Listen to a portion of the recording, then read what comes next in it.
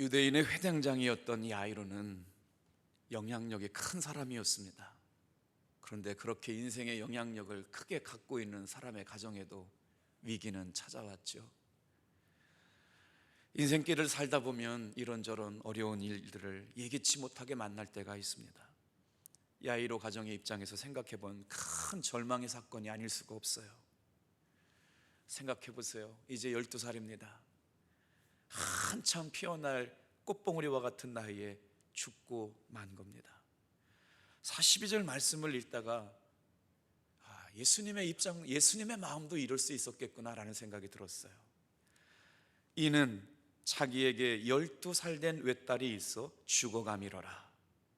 예수께서 가실 때 무리가 밀려들더라. 여러분, 우리 인생 가운데 지금 내 힘 갖고 안 되는 중요한 위기를 만났어요. 사랑하는 딸이 죽어가고 있답니다. 근데 그 사실이 정확하게 기록되어 있어요. 죽어가고 있더라. 그런데 어떤 일이 일어난 겁니까? 예수님께서 지금 말씀을 전하시고 계신데, 예수님이시라고 그러면 그때 문제가 생기면 되지 않은 거죠. 생겨서는 안 되는 거죠.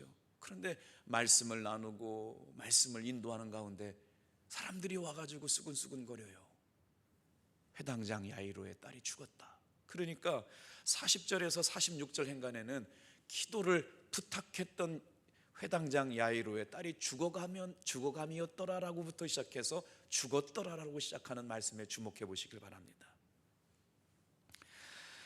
인생의 예쁜 꽃도 피워오지 못하고 12살 나이에 죽어가고 있는 딸을 아버지가 간절히 사랑해서 그분을 만나면 살 수 있다는 믿음의 고백을 가지고, 여러분, 여기서 예수님을 만날 수 없는 사람이라는 건 이 야이로로 가는 사람은요, 회당장이에요. 회당장. 그러면 유대인이라고 하는 사람이거든요. 그러니까 예수님 앞에 무릎 꿇고 엎드려 경배할 수 있는 신분이 못 된다는 거죠. 그런데 인생의 위기 앞에 어쩔 수 없는 놀라운 일들이 일어나게 된 것이죠. 사랑하는 성도 여러분, 인생을 살면서 모든 것이 우리의 예측대로 되지 않는 일들을 만날 때마다, 자기와 상관없는 일을 만나게 될 때마다 누구에게 달려가시겠습니까? 오늘 회당장 야이로처럼 인생에 죽을 수밖에 없는 문제 앞에 예수님께 달려나와 엎드려 경배하는 여러분 되기를 축복합니다. 그런데 그 사건을 바라보시면서 예수님께서 뭐라고 말씀하시느냐? 다 같이 52절 한번 말씀 읽어볼게요. 같이 읽겠습니다. 시작. 모든 사람이 아이를 위하여 울며 통곡하매 예수께서 이르시되 울지 말라, 죽은 것이 아니라 잔다 하시니.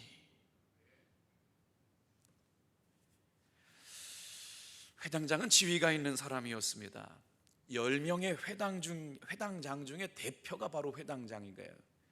그래서 회당장은 무슨 일을 맡느냐? 재판 업무를 맡았습니다. 예배 업무를 담당하는 사람이었습니다. 우리말로 말하면 수석 회당장입니다. 그의 지위와 역할은 상당한 것으로 보입니다. 그러나 그의 딸의 죽음 앞에서는 속수무책이었습니다.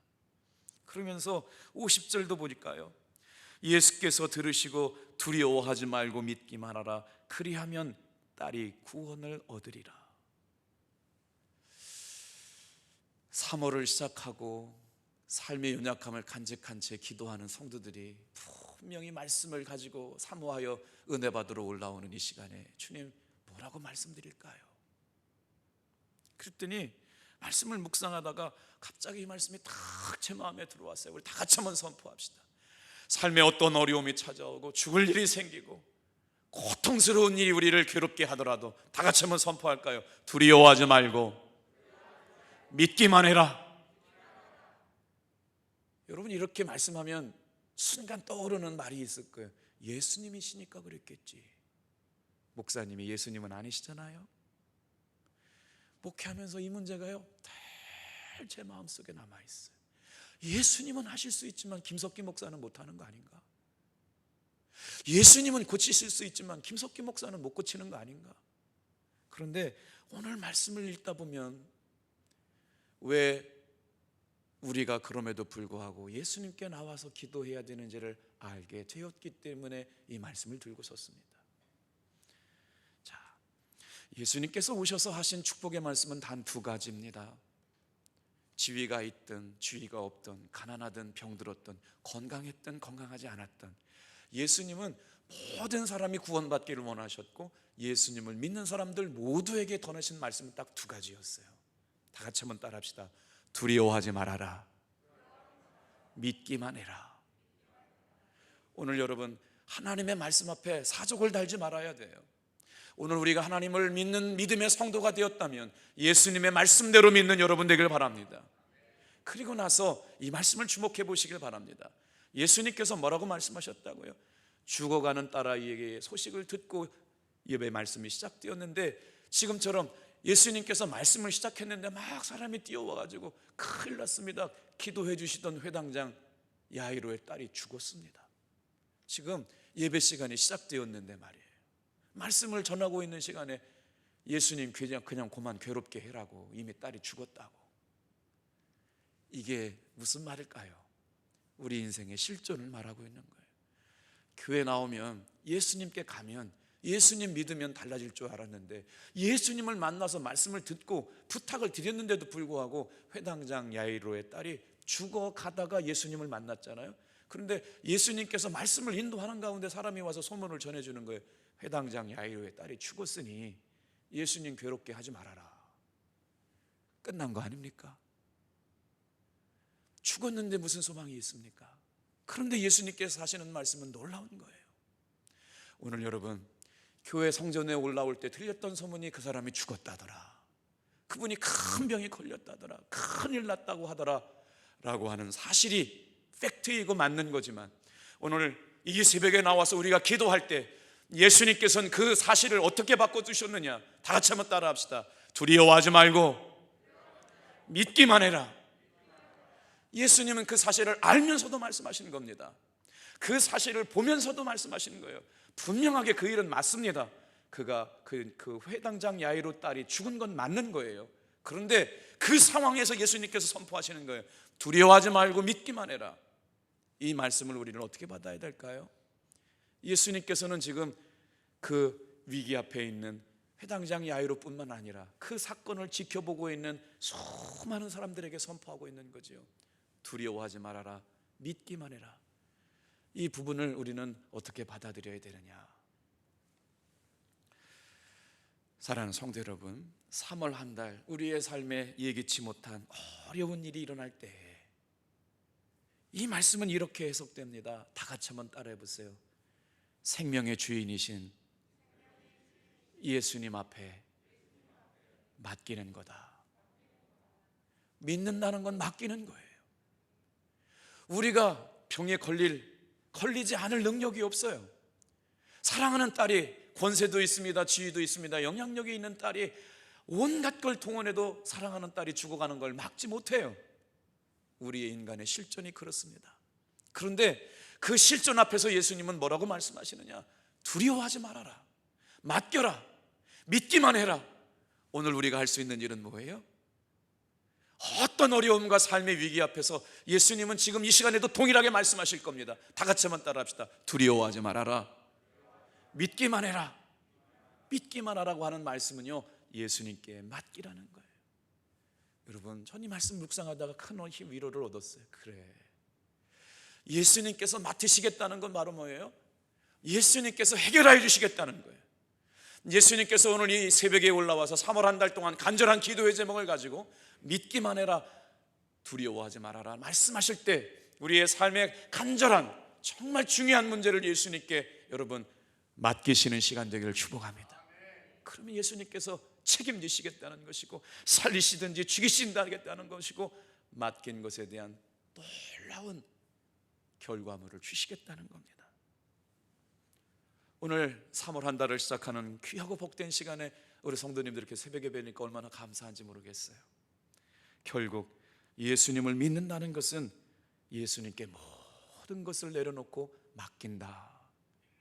오늘 3월 한 달 이 마음의 태도를 가지고 여러분 주님 앞에 맡겨보고, 맡겼더니 하나님께서 이렇게 역사하시던데요.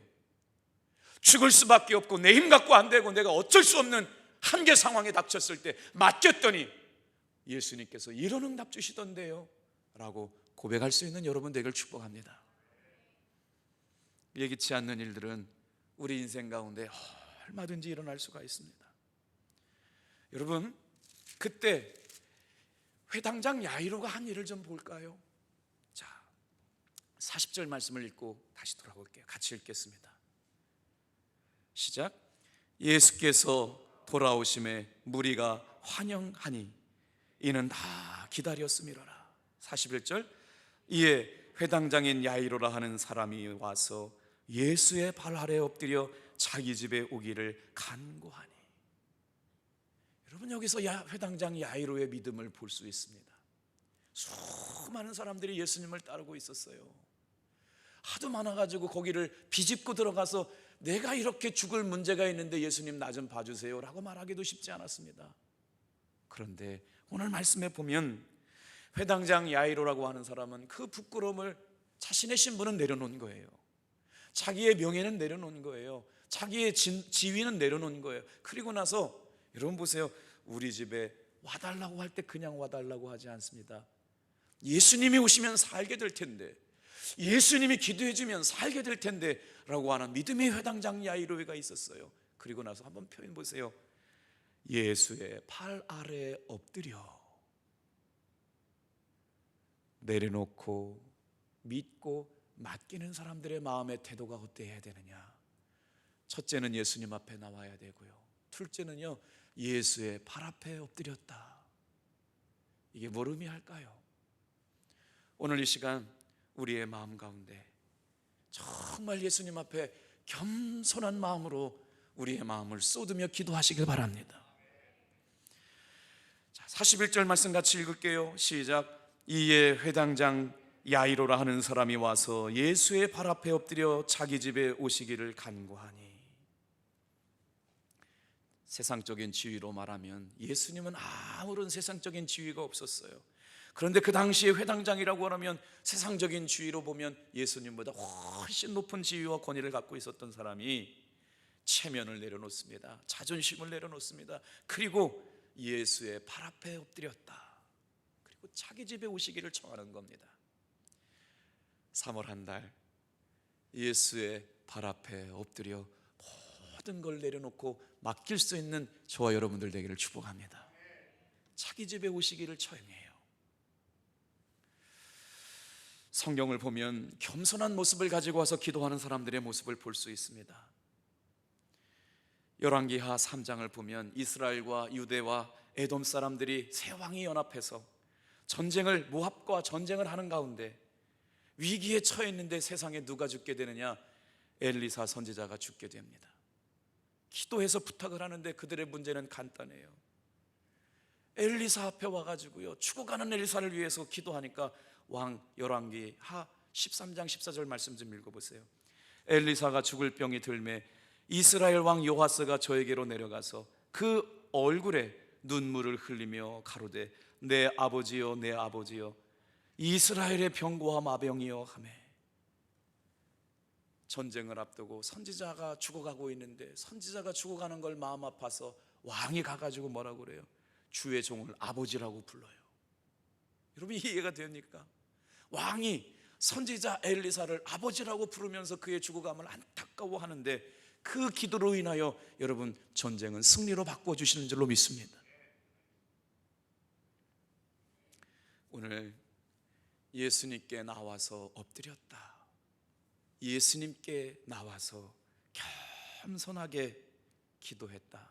오늘 기도의 응답의 단 세 단계가 나오잖아요. 따라해 보세요. 예수님께 나와라.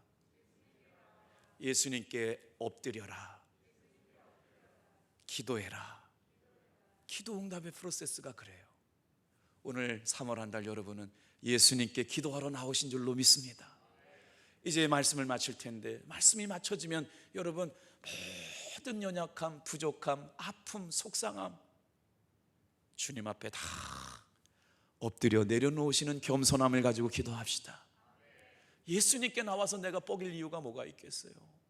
삶의 위기를 가지고 주님 앞에 잘난 척 해봐야 무슨 소용이 있겠어요? 회당장 야이로는 자신의 지위를 내려놓고 신분을 내려놓고 겸손하게 엎드린 겁니다. 예수님이면 하실 수 있습니다.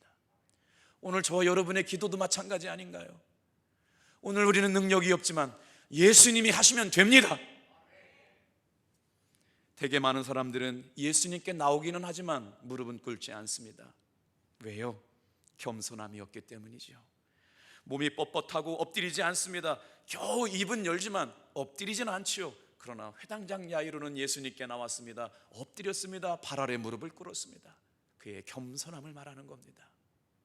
3월 한 달 동안 살아계신 예수님께서 일하시는 생생한 기적과 감동의 주인공이 되기를 원하시는 여러분, 오늘 예수님의 십자가 앞에 겸손하게 무릎을 꿇으며 사순절 기간에 주님이 일하시네, 주님이 역사하시네, 주님이 응답하시네, 그런 일들을 경험하게 되기를 주님의 이름으로 축복합니다.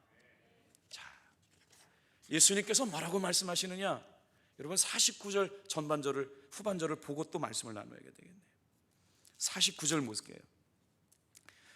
49절 같이 읽어볼게요. 시작. 아직 말씀하실 때 회당장의 집에서 사람이 와서 말하되 당신의 딸이 죽었나이다. 선생님을 더 괴롭게 하지 마소서 하거늘.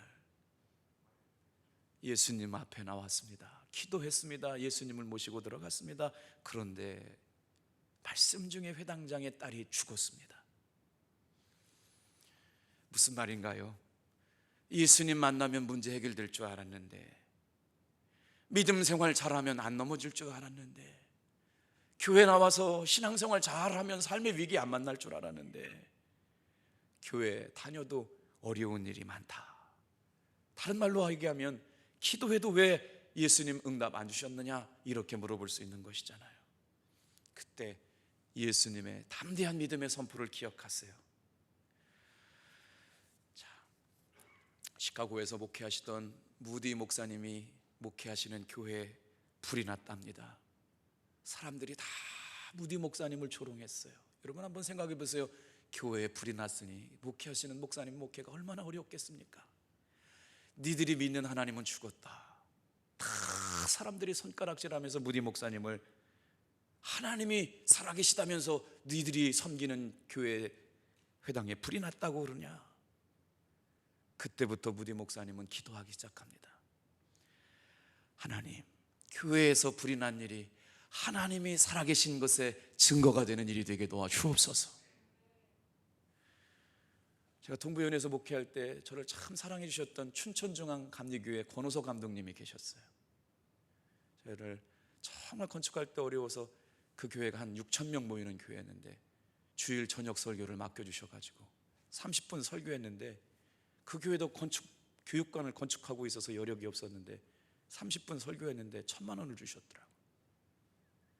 그리고 나서 감독님이 은퇴하시기 몇 년 앞두고는 춘천중앙교회 건축비가 70억이 들었는데 교회가 불이 났어요. 왜 불이 났는지 몰라요. 근데 방송실에서부터 전기가 누전돼 가지고요 70억 교회가 전소됐습니다. 세상 사람들이 춘천에 살고 있는 30만 명이 춘천중앙교회는 너무나도 큰 교회이기 때문에 다 알거든요. 에이, 그 예수 믿는 것들 잘난 척 하더니 저 꼴 좋다. 수많은 사람들이 막 소방차가 와가지고요 30, 40대가 와가지고 장사진을 이런 게 다 중계됐거든요. 춘천중앙교회 끝났구나. 제 감독님 너무 죄송해서 받은 은혜가 많아서 정성껏 건축원금을 가지고 감독님을 인사드렸더니 정말 마음 아프신 얘기를 하더라고요. 제 목회자의 삶이 그래요. 김 목사 미안해. 은퇴 말년에 내가 죄가 많아서 이렇다. 기도 많이 해줘. 눈물이 막 나더라고요. 아니, 교회 불난 게 목사님 죄가 많아서 불난 겁니까? 여러분 절대로 교회 어려운 일 만날 때 이런 부정적인 얘기하면 안 됩니다. 아니, 무슨 죄가 많아가지고 목사님이 죄가 많아서 교회 불납니까? 설사 우리 교회 불이 나도 이런 얘기하면 안 됩니다. 근데 감독님은 그 무게가 짐이 얼마나 아프셨던지, 김 목사 미안해. 감독으로서 주님 앞에 바로 서지 못해서 하나님의 교회를 가져가셨다. 여러분 이것만 여기까지만 얘기하면 비난받아 마땅하지만요, 그 일을 통해서 하나님께서 멋진 역전을 시켜주세요. 그때부터요 춘천중앙교회 교인들이 기도하기 시작합니다. 전심으로 기도하기 시작합니다. 그리고 나서 보상이 바뀌는데요, 아주 많은 돈이 보상이 나왔고요, 제가 기억하기로는 1년 조금 더 지나서 70억이 넘는 교회가 그대로 더 아름답게 세워진 줄로 믿습니다. 오늘 여러분 인생에 우리가 불을 난 것처럼 어려운 일을 만나고 육신의 넘어짐을 통해서 큰 질병을 만났다고 낙심하지 마십시오. 무디 목사님 말하잖아요. 하나님, 우리 교회가 불이 났지만 이 일로 인하여 살아계신 하나님을 간증하는 증거의 시간이 되게 도와주시옵소서. 왜 하나님을 믿어도 우리 인생 가운데 두려운 문제가 생길까요? 이것은 성경에 수많은 믿음의 사람들이 하나님 앞에 물었던 질문입니다. 하박국 선지자가 그랬습니다. 의의 고난을 받았던 욥이 그랬습니다. 그러나 여러분 잘 기억하고 말씀을 마치겠습니다. 잘 들어보세요. 문제에 넘어지지 말고 마지막까지 기다리면 역전시켜 주신 하나님의 승리를 보게 될 겁니다.